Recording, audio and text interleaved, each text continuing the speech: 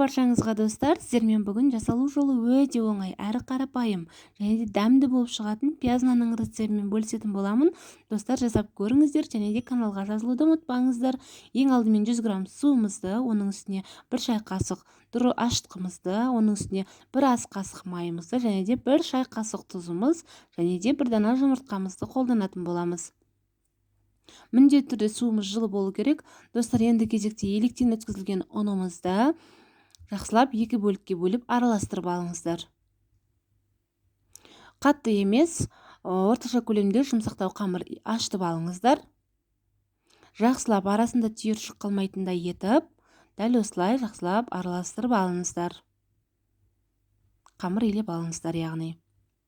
Мінекей достар, осы жақсылап илеп алған қамырымызды 15 минутқа пакетке салып тұндырып қойыңыздар. Ашу міндетті емес. Енді кезекті салмасына кірісеміз. Мен көк пиязды қолдандым. Осылай бір бумасын алып қолдансаңыздар жеткілікті. Егер ұнатпасаңыз, қолданбасаңыз да болады.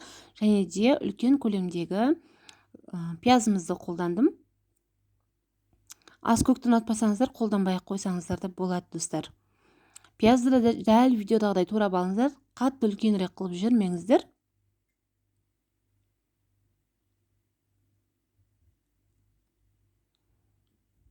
Және де тұзымды 1 шай қасық және қара бұрыш қолдандым. Барлығында жақсылап араластырып, үстіне салмаларын салып болған соң, жақсылап араластырып алыңыздар.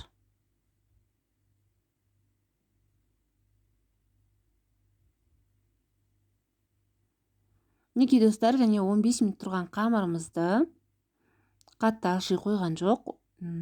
Енді кезекте бір бөлігін осылай бөліп алып, жақсылап тағы да бір илеп, қамырды жайып алыңыздар.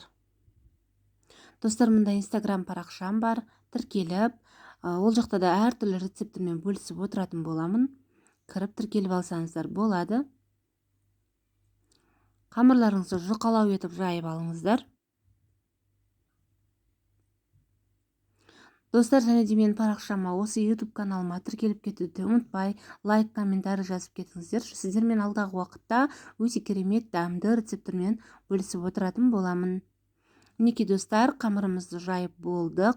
Мен арасына 82% майды, сармайды қолдандым, яғни. Мінекей достар, арасына жаңағы дайындап алған начинкамызды, яғни пияздарымызды салып, самса тәрізді етіп, орап шығыңыздар осылай.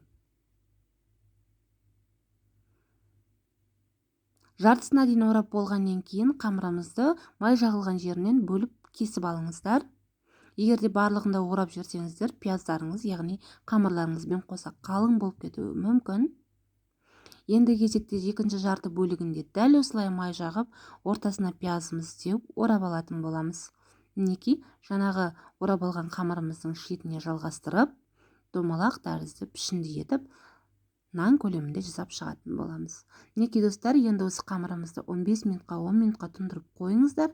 Кішкене көтерілгеннен кейін үстін басып, жұмыртқамызды жағып бетіне әдемелеп.